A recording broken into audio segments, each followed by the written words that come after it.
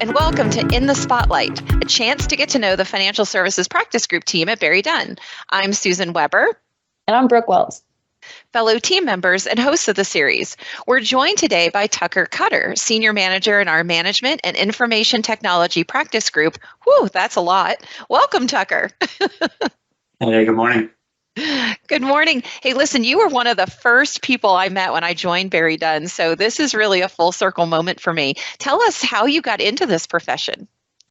Sure.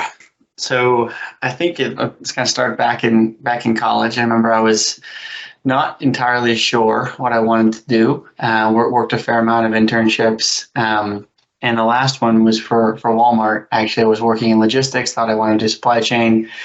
And it was an interesting project I worked on where they were trying to compete with Amazon, right? Their online orders, and there was a bunch of inventory they were trying to get through the warehouse, and they wanted to get it through quicker. And they had this kind of network of conveyor belts, but some of the stuff didn't fit on the conveyor belt, so that was really the issue. It was called the non-con stuff, non-conveyable inventory, and my project was really, what can they change to get things in the door and out the door quickly? So fast forward, figured that out. I made some recommendations, and I got an offer from Walmart to work as a manager in a warehouse. And I thought about that, and I was like, you know what? I'm 22 years old. I don't want to be managing 33 people that probably don't want to be managed by me at that point. Being a young kid. But I was really reflecting on what it is that I wanted to do. And I thought about that project. I was like, I really like that. I didn't necessarily want to be in a warehouse, but I really like kind of solving problems, thinking about the technology, thinking about the people, thinking about the process. And so I looked for a job in consulting. And then 9 years later, here I am with BerryDunn. Just kind of started right out of school and then haven't left yet. So that's kind of the story. What a perfect way to bring all of those interests together. I can totally see now how you ended up in this role that you're playing so masterfully for us. So thank you. Is there a special aspect to the work that you do that you really enjoy the most? Yeah. So I guess really like a lot of it. So I guess in MITG, just to provide a bit of context, I lead our digital and organizational transformation practice.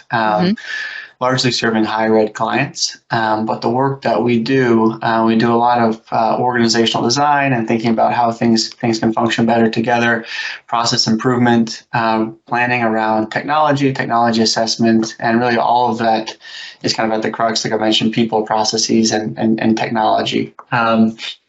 One of the things I guess I like most about my job, right, is kind of like really defining, working with clients at the beginning to define what is the problem that you're trying to solve and think about how we can do that, and then working with them kind of in a partnership to kind of get them through the process. So thinking about the change and working them through the change.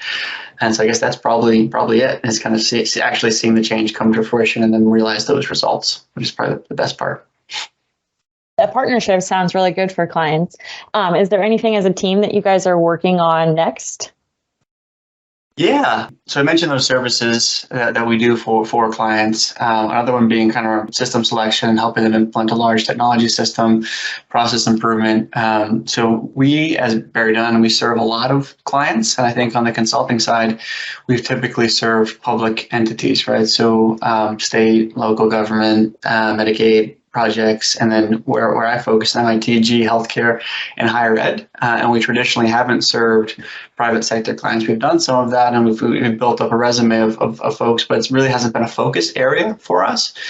And so this year, we're really trying to bring that more to the center and thinking about how we can think about our client base as a firm more broadly, right? And how we can offer those services that we do really well to more of our firm clients. And we're seeing a lot of good kind of traction results around that so far, and kind of offering our core services to different industries in the commercial sector. And that's something that we're really focused on this year.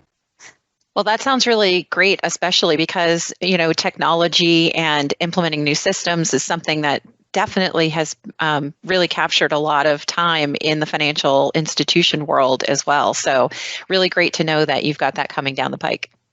Yeah, no, we're looking forward to it. Sounds like you're very busy during the week, but outside of work, is there anything that you like to do? Yeah, really all sorts of stuff I like to do. I guess a few things of note. I like hiking, so I grew up in New Hampshire, and so sure a lot of folks familiar. There's 48, kind of 4,000 foot peaks, and so still trying to check those off the list, getting pretty close. So hopefully I can get that done this summer. Also, my niece, new niece, about 1.5. I've been getting into woodworking as of late. So I've been making her some toys. I've actually made her a rocking horse for Christmas. So I have a few things that are in the pipeline for her, and she's getting old enough to use them now. So I guess that's more of a winter hobby, when it's not nice outside. I can enjoy the nice weather. But those are kind of two big things I like to spend a lot of my time doing. Woodworking, hiking, and anything outdoors, really. So nice. Do you have a favorite hike so far? Yes, I do.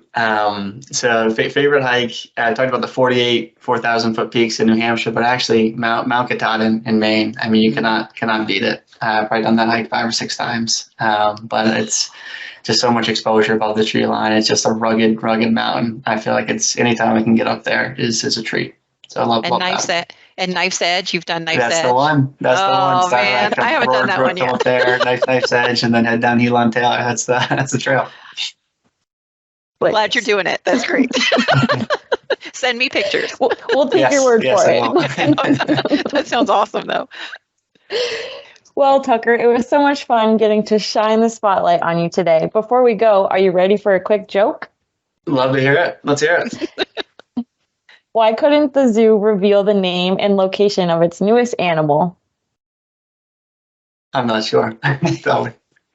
Hippo compliance. Oh, okay.